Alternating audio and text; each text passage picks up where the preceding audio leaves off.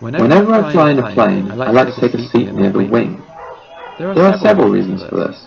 Being in the centre of the plane, you're less likely to get airsick, and some even argue that it's safer there. But one of the reasons is my interest in physics.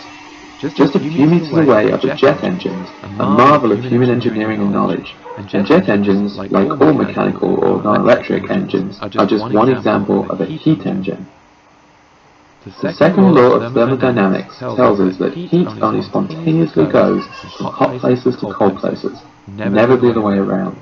A heat engine is the general term for any engine that uses this transfer of heat to extract useful work, in most cases to create physical motion. This is how car engines, jet engines, and the original steam engines all work. This is the kind of diagram that is used to describe this process. A heat engine will have a hot reservoir, a cold reservoir, and as heat energy transfers from hot to cold, work will be extracted.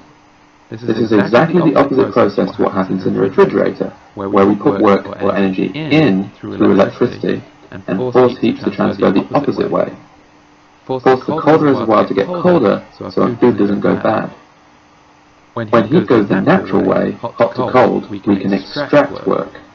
When heat goes the unnatural way, cold to hot, we have to do work. This diagram also shows some of the algebra we use for heat engines. QH is the heat energy leaving the hot reservoir, measured in joules.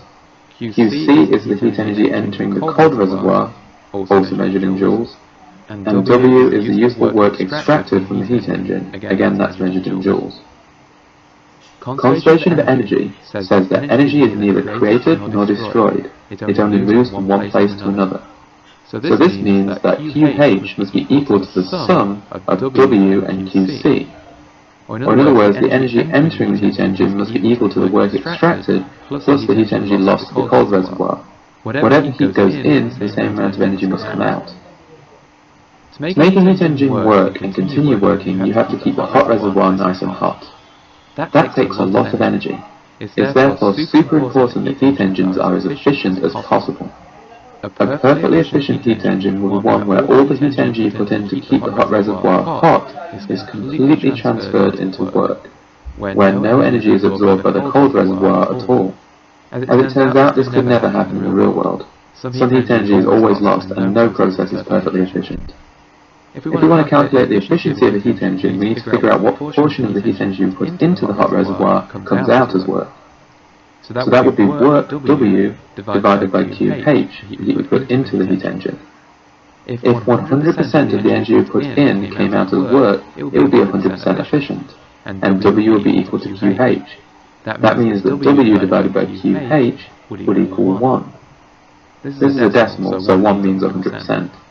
If you want it as a percentage, you can just multiply by 100. But what if we don't know how much work was extracted? What if all we know is how much heat was put into the hot reservoir and how much heat ended up in the cold reservoir? In that case, we'll need a different efficiency equation. Because of conservation of energy, we know that the energy that goes into the heat engine must equal the energy that goes out. So QH must be equal to W plus QC. If we rearrange this equation to make W the subject, we see that W, work, is equal to QH minus QC. This makes sense because it says that the work extracted from the heat engine is equal to the difference between the energy that goes in from the hot reservoir and the energy that goes out by the cold reservoir. Whatever the difference between these two numbers is the energy that was extracted as work. We can substitute QH minus QC into our previous efficiency equation, and then we'll see that the efficiency of the heat engine is also equal to QH minus QC divided by QH.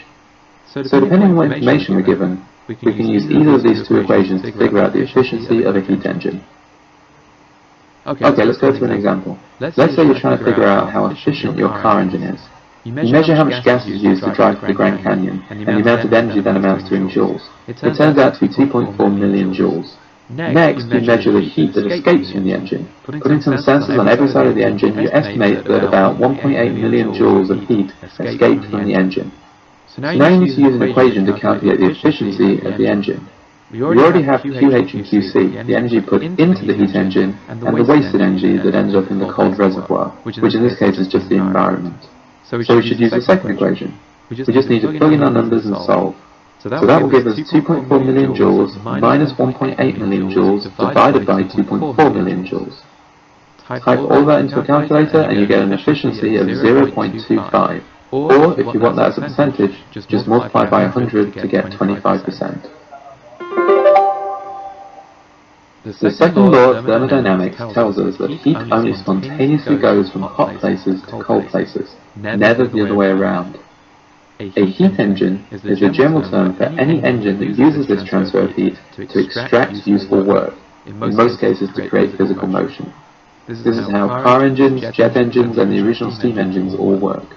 The standard heat engine diagram shows us this process, as well as some of the algebra we use for heat engines. It's a good reference when looking at equations. Today, we learn the equation for efficiency of a heat engine. 100% efficiency would mean that all the heat you put in went to do work, and none of it was sent to the cold reservoir, which is impossible in real life. The equation for efficiency is therefore work W, measured in joules, divided by the energy put in, QH, also measured in joules. If W equals QH, then that gives you 100% efficiency. Conservation of energy says that energy is neither created nor destroyed, it only moves from one place to another. So this means that QH must be equal to the sum of W and QC, or in other words, the work extracted from each engine is also equal to the difference between QH and QC. We use this to get our second equation for the efficiency of a heat engine, which is QH measured in joules minus QC measured in joules divided by QH, also measured in joules. Depending on what information we're given in a question, we can use either of these two equations to calculate the efficiency of a heat engine. The answer will come out as a decimal, but if you want percentage efficiency, just multiply by 100.